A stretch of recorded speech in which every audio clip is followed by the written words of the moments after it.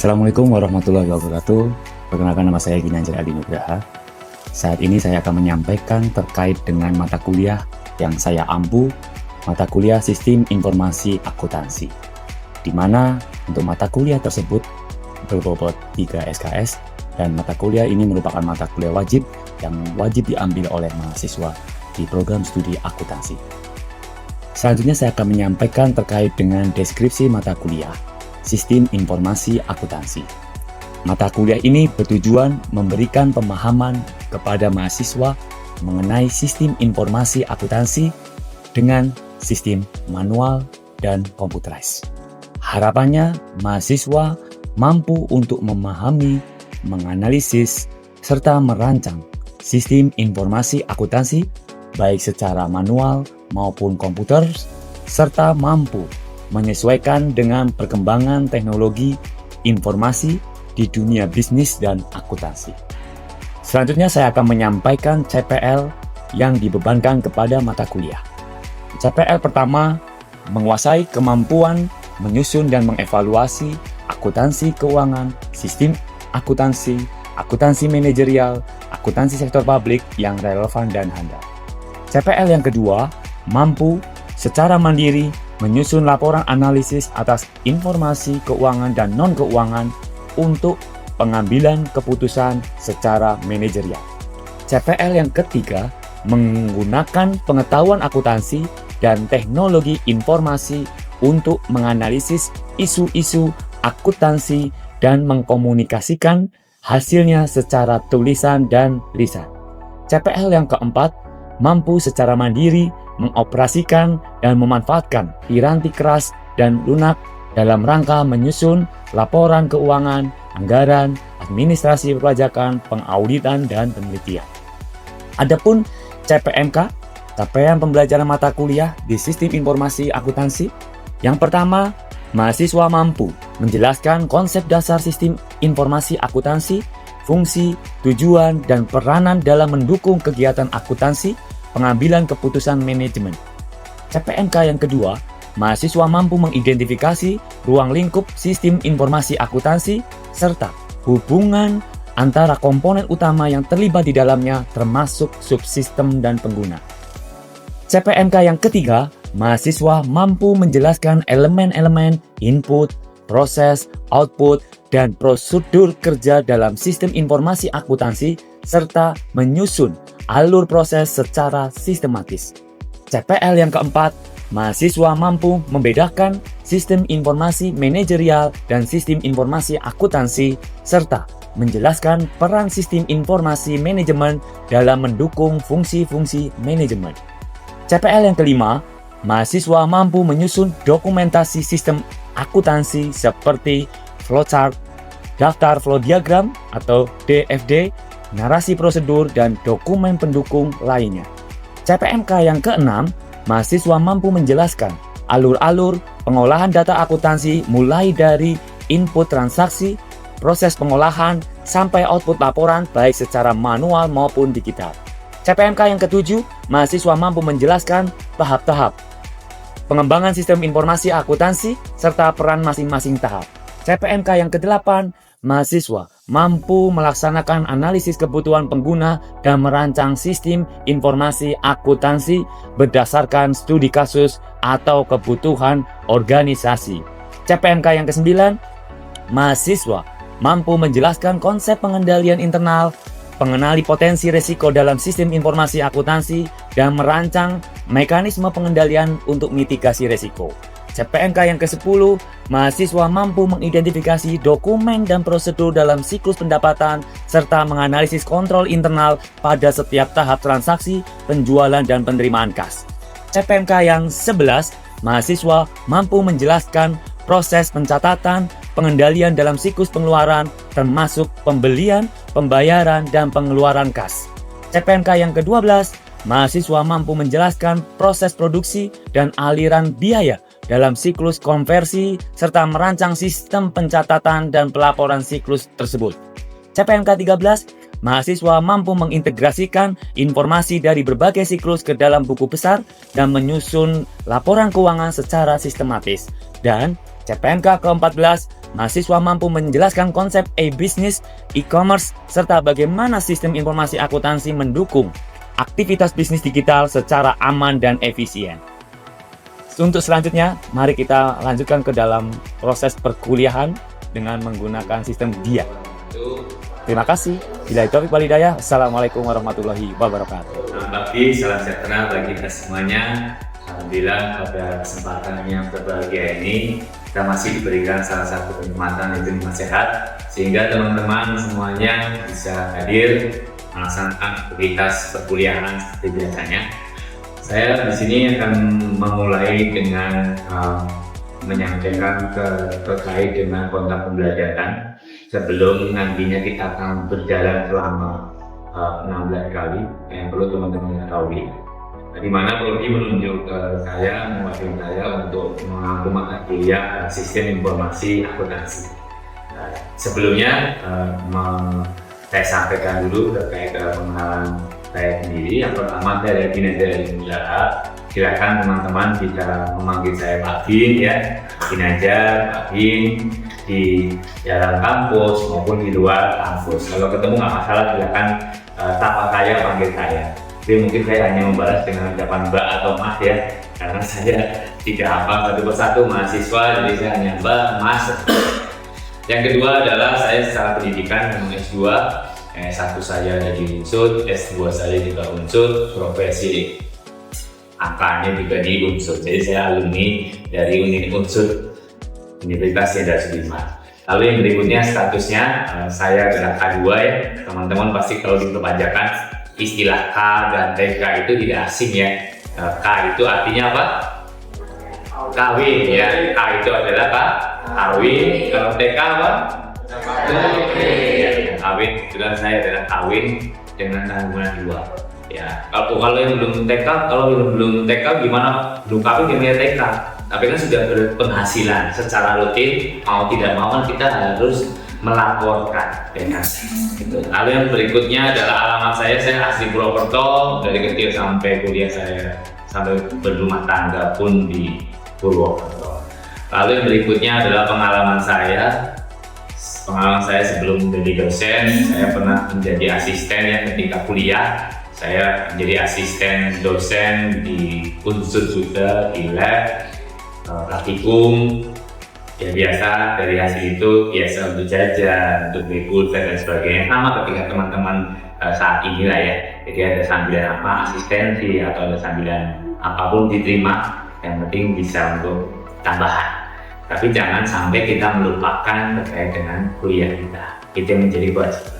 Lalu yang kedua adalah saya juga pernah menjadi staf akuntansi ya, di bendahara penerimaan, bendahara pengeluaran di pemerintah Provinsi Jawa Tengah yang ada di Purwokerto. Saya cukup lama di sana, hampir 5 atau 6 tahun, dan setelah itu saya baru hijrah, baru mengabdi di dunia pendidikan yang ternyata asik juga gitu ya. Karena apa ya, kita selalu ganti-ganti untuk mahasiswanya ya, tingkatannya, makanya kita kayak kerasa lebih muda gitu ya.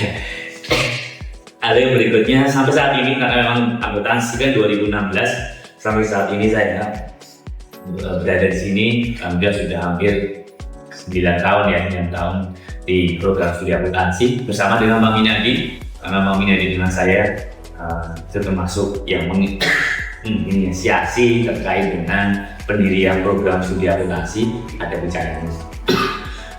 Oke, yang selanjutnya adalah visi misi. Teman-teman juga harus pahami paling tidak visi misi ini merupakan turunan dari universitas turun dari program studi, fakultas, dan fakultas turun dari program studi.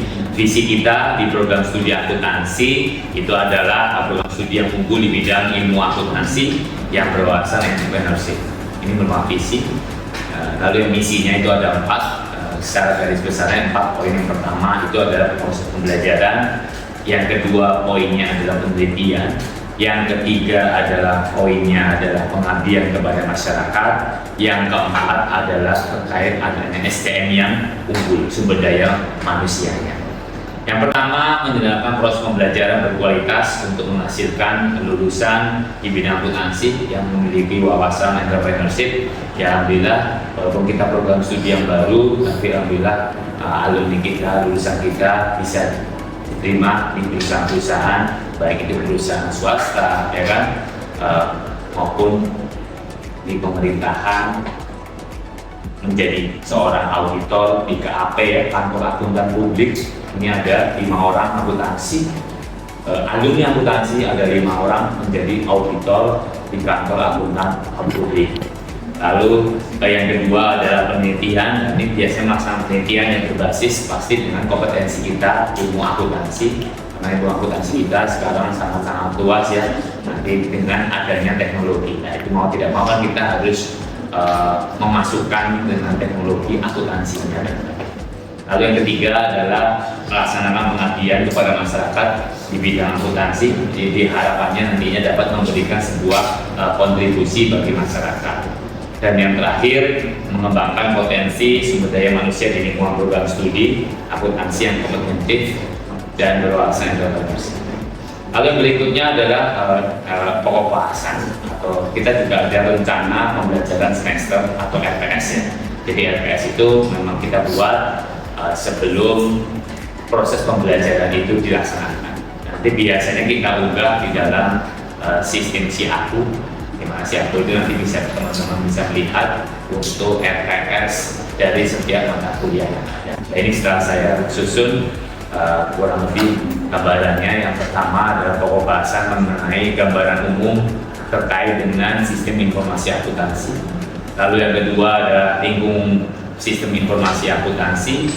Lalu yang ketiga adalah elemen prosedur dalam sistem informasi akuntansi. Lalu yang keempat adalah sistem informasi manajerial. Yang kelima adalah teknik penyusunan sistem dan dokumentasi. Yang keenam adalah siklus pengolahan data. Yang ketujuh, siklus pengembangan sistem informasi akuntansi. Yang kedelapan, analisis perancangan sistem informasi akuntansi. Yang kesembilan, pengendalian internal dan resiko. Yang ke-10 adalah siklus pendapatan. Yang ke-11 siklus pengeluaran. Yang ke-12 siklus konversi. Yang ke-13 siklus buku besar dan pelaporan. Dan yang ke-14 adalah electronic business business. Nanti ke semua ini akan kita sampaikan di dalam mata kuliah sistem informasi akuntansi di selama 1 semester. Ya, bisa dimengerti, bisa dipahami. Ini semua didapat melalui buku ajar atau ya buku ajar dari sistem informasi akuntansi, di mana literatur atau buku pedomannya itu yang pertama silakan saudara bisa mengakses sistem informasi akuntansi karangan Chris Miyaji, ya, edisi keempat. Atau yang kedua adalah sistem informasi akuntansi, itu adalah Salemba. Silakan teman-teman bisa melihat, atau di perpustakaan juga ada, kalau mau meminjam silakan. Terserah teman-teman mau membeli boleh atau meminjam. Lalu yang berikutnya adalah terkait dengan kontrak pembelajaran, yaitu selama 1 semester, di mana yang pertama 100 ini adalah pecahan dari yang pertama lisensi. Ketika teman-teman yang selama 1 semester 14 kali pertemuan hadiri, berarti poin 10 ini sudah dari tadi. Lalu yang berikutnya adalah tugas. Tugas ini saya berikan 20%, ya harapannya 20% ini nanti baik tugas secara individu maupun secara kelompok, mau praktek di dalam kelas, di ruang lab, ini juga merupakan bagian dari penilaian. Sehingga harapannya nanti teman-teman bisa secara optimal untuk mendapatkan poin 20%. Lalu yang berikutnya adalah UTS dan UAS dibagi menjadi 35% dan UASnya adalah 35%, sehingga kalau dikata adalah 100%. Itu ya teman-teman, bisa dimengerti terkait dengan kontrak pembelajaran. Ini wajib saya sampaikan ketika perkuliahan baru dimulai. Bisa dimengerti? Bisa. Kita lanjutkan terkait dengan topik yang pertama. Sistem informasi akuntansi. Ada yang ingin berpendapat terkait dengan apa itu sistem informasi akuntansi? atau yang pernah saudara dengar mungkin barangkali dulu waktu pada saat di sekolah menengah atas atau kejuruan, ada yang pernah mendengar dengan nama sistem informasi akuntansi. Ada yang mau berpendapat? Ya, silakan Mbak kalau mau berpendapat. Izin menjawab Pak, menurut saya kalau yang saya ketahui, kalau sistem informasi akuntansi, kalau misal sistem itu kan gabungan dari beberapa komponen yang saling berinteraksi untuk mencapai suatu tujuan tertentu. Kemudian kalau informasi itu kan data yang diolah menjadi informasi yang lebih berguna bagi penggunanya. Kemudian akuntansi adalah seni mencatat, mengelompokkan, juga mengklasifikasikan seperti itu. Ya. Tapi kalau misal kita didefinisikan tentang SIA tersebut, mungkin kalau SIA itu berarti kan komponen-komponen tadi itu kan saling berinteraksi. Nah, komponen tadi itu kan ada manusia atau orang-orangnya, kemudian ada perangkat lunak, perangkat keras, juga datanya seperti itu. Mereka saling berinteraksi untuk satu tujuan, yaitu mengolah informasi, mengolah data jadi informasi yang nanti akan berguna bagi manajemen. Ya, oke. Tepat sekali Mbak Vivi. Mbak Vivi terkait dengan sistem informasi akuntansi. Ya, sistem. Kalau sistem itu memang rangkaian, ya, rangkaian komponen gabungan yang tidak bisa berdiri sendiri. Pasti ada integrasinya. Mulai misalnya dari orangnya, tadi ya, orangnya, mulai dari mesinnya, peralatannya, perangkat lunaknya, perangkat kerasnya, sampai data, sehingga nanti memberikan sebuah informasi bagi para siapa? Informasi itu kan ada dua, data secara keuangan maupun non keuangan, sehingga nantinya dapat memberikan sebuah keputusan bagi manajer untuk mengambil keputusan secara apa? Tepat dan tepat berdasarkan data yang kita terima. Kalau kita bicara terkait dengan siklus akuntansi, masih ingat ya? Ya kan ya, siklus akuntansi masih ingat? Masih ya? Apa Mbak Afifah siklus akuntansi? Yang pertama mulai dari transaksi. Ya, transaksi itu bukti transaksinya berupa apa? Kwitansi, terus faktur, terus nota. Oke, mulai dari transaksi, ya kan? Transaksi ada bukti transaksinya itu berupa nota, kwitansi, sama faktur. Lalu setelah itu apa Mbak? Jurnal umum. Setelah jurnal umum, buku besar. Artinya dikumpulkan ya, diposting ke dalam buku besar. Perlu diingat, akuntansi itu seni mencatat dari transaksi-transaksi yang ada secara kronologis, ya kan? Yang berurutan berdasarkan aktivitas ekonominya yang nantinya bisa diambil sebuah keputusan, mulai dari pencatatan betul transaksi, lalu pempostingan ke dalam buku besar. Lalu yang ketiga, neraca saldo ya, neraca saldo sebelum adanya penyesuaian. Lalu yang berikutnya jurnal penyesuaian untuk mengetahui kondisi yang sebenarnya. Lalu yang berikutnya adalah neraca saldo setelah penyesuaian. Kalau sudah itu, nanti ada buku pembantu juga ya. Ada buku pembantu utang, buku pembantu piutang, jurnal khusus, jurnal pembalik, ya. Setelah itu, nanti membuat laporan keuangan. Laporan keuangan ada berapa, masih ingat? Ada 5. Apa aja yang pertama? Laporan laba rugi. Yang kedua, laporan arus kas. Yang ketiga, neraca. Yang keempat, laporan perubahan modal. Yang terakhir, itu semua adalah rangkaian dari yang tadi sudah disampaikan oleh Mbak Vivi. Sistem satu kesatuan yang saling berpengaruh, sehingga nantinya ujungnya adalah mampu memberikan sebuah keputusan yang akurat dan yang tepat. Kita lihat yang pertama. Nah, sistem kumpulan komponen yang bekerja sama, berinteraksi untuk mencapai tujuan dari perusahaan. Setiap perusahaan pasti memiliki tujuan. Tujuannya adalah apa? Memaksimalkan keuntungan. Itu adalah tujuan dari suatu perusahaan, pasti memaksimalkan sebuah keuntungan, laba semaksimal mungkin. Bagaimana caranya, strateginya, tujuannya seperti apa? Yaitu harus perlu direncanakan dengan baik untuk mencapai sebuah tujuan dari perusahaan itu sendiri.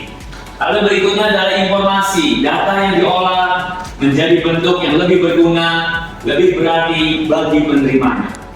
Jadi kalau bentuk kwitansi-kwitansi saja masih belum bisa dikatakan itu untuk mengambil sebuah keputusan, tapi harus diolah dulu, ya kan? Harus diolah dulu, dikumpulkan, didokumentasikan. Nanti baru yang berikutnya adalah data, sekumpulan fakta yang mewakili dari sebuah peristiwa atau kejadian-kejadian. Hingga kita lihat di sini, ya ini tadi yang sudah disampaikan betul Mbak Vivi, sekelompok unsur yang erat berhubungan satu dengan lain, berfungsi bersama-sama, mencapai tujuan. Dibuat untuk menangani sesuatu yang berulang kali atau secara multi terjadi. Ya, setiap hari kita melakukan transaksi ya, dari awal bulan, awal tanggal kita melakukan dokumentasi secara kronologis. Itulah akuntansi. Nah, sehingga baru terbentuk namanya sistem informasi akuntansi. Sekumpulan sumber daya, ada manusia, ada peralatan, ada mesin, ada data yang dirancang untuk mengubah data-data keuangan atau data-data non-keuangan menjadi sebuah informasi.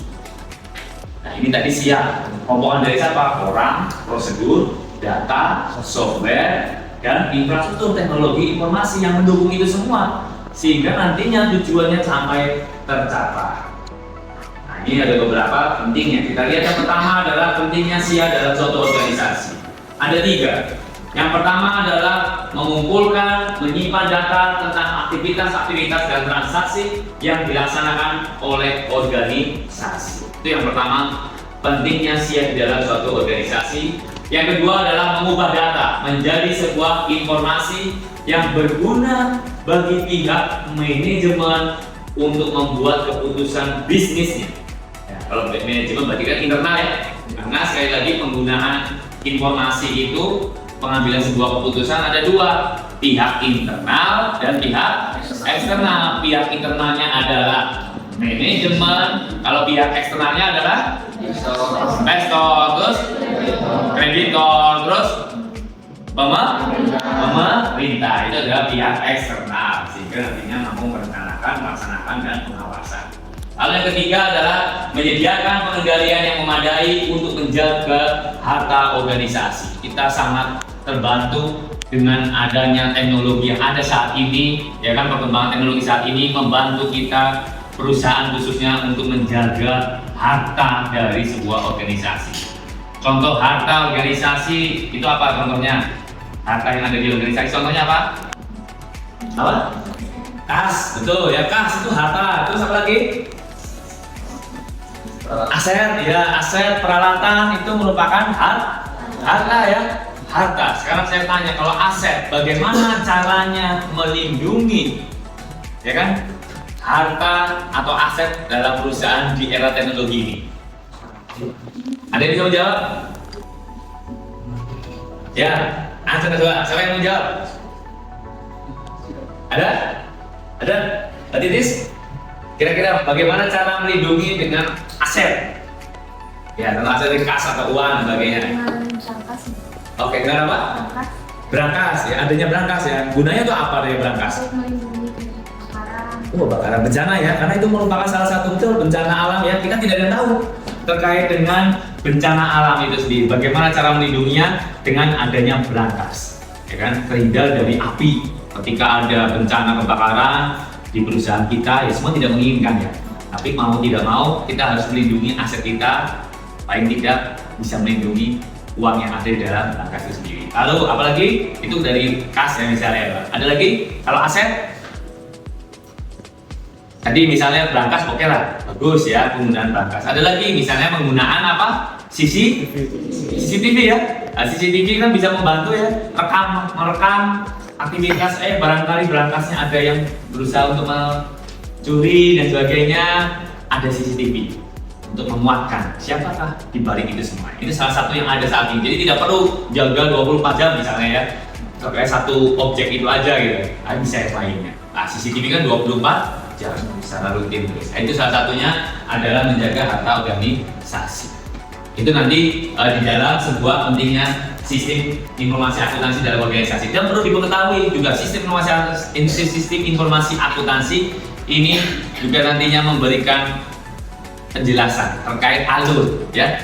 Nah, saudara mungkin pernah mendengar terkait dengan alur diagram ya, flowchart ya. Nah, nanti bagaimana alurnya setiap departemen. Makanya itu tidak bisa dia berdiri sendiri. Pasti walaupun saudara di bagian akuntansi nanti akan terhubung, terkoneksi dengan departemen bagian produksi, ya kan? Bagian gudang, bagian misalnya mana lagi?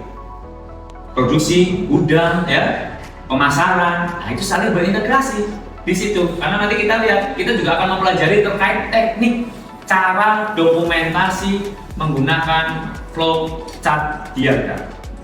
Nanti kita belajar menggunakan aplikasi ya di lab komputer. Nanti kita praktekkan caranya seperti apa, karena berbeda caranya ya. Caranya berbeda dan setiap itu pasti saling terhubung, terkoneksi dan memiliki arti dari setiap simbol-simbol yang ada. Ada proses input, output, ada processing, ada proses penyimpanan, ada proses pengambilan keputusan. Itu simbol-simbolnya berbeda-beda. Jadi teman-teman harus pahami betul mana ketika proses input outputnya menggunakan simbol apa, mana ketika menghubungkan antar departemen di dalam satu halaman itu menggunakan simbol apa, menghubungkan antar departemen di beda halaman itu nanti kita menggunakan simbol apa, itu juga berbeda, nggak bisa sama antara satu halaman yang sama dengan halaman yang berbeda. Dan yang terakhir, pengambilan keputusannya itu juga menggunakan apa? Simbolnya. Nah itu yang nanti teman-teman akan mempelajari ya. Nah, kita sama-sama nanti akan pelajari sampai situ, nanti teman-teman bisa, oh ya paling tidak saya bisa merancang terkait alur. Misalnya saudara punya usaha nih, untuk bisa meminimalisir. Ini kelihatan tidak perlu deh, tidak di departemen ini langsung ke sini saja. Sehingga nanti cepat prosesnya. Mulai dari input, proses sampai output. Jelas ya. Nanti kita akan belajar itu di lab komputer yang kita miliki. Alhamdulillah juga fasilitasnya sudah bagus ya. Sudah ada 40 unit semuanya. Saya yakin satu orang bisa mencoba mempraktekkan hal itu. Karena kalau flowchart itu bicara terkait itu. Nanti aplikasinya kita menggunakan sistem yang ada. Insya Allah bisa mendukung paling tidak menjadi gambaran saudara. Untuk ini ternyata sistem informasi akuntansi ya. Untuk mengambil keputusan juga berpengaruh juga, kita membuat alur juga, flowchart diagram juga mempengaruhi. Gitu ya teman-teman ya. Jadi minta perhatiannya selama semester ini. Saya harapkan nanti dari yang apa yang sudah saudara pelajari itu tujuannya sudah jelas. Saudara tidak hanya mengetahui tapi bisa memahami, bahkan menganalisis ya, menganalisis terkait diagram alur flowchart itu sendiri. Mungkin dari saya, ada yang tanyakan barangkali? Tidak ada? Tidak ada? Oke, kalau tidak ada, dari saya cukup sekian. Sekali lagi terima kasih. Nanti kita sampaikan pertemuan berikutnya. Semoga dalam keadaan sehat, semua tanpa ada halangan, tanpa ada kendala. Apa yang saudara raih memperoleh hasil yang maksimal. Terima kasih atas perhatiannya. Bila ada hidayah. Wassalamualaikum warahmatullahi wabarakatuh.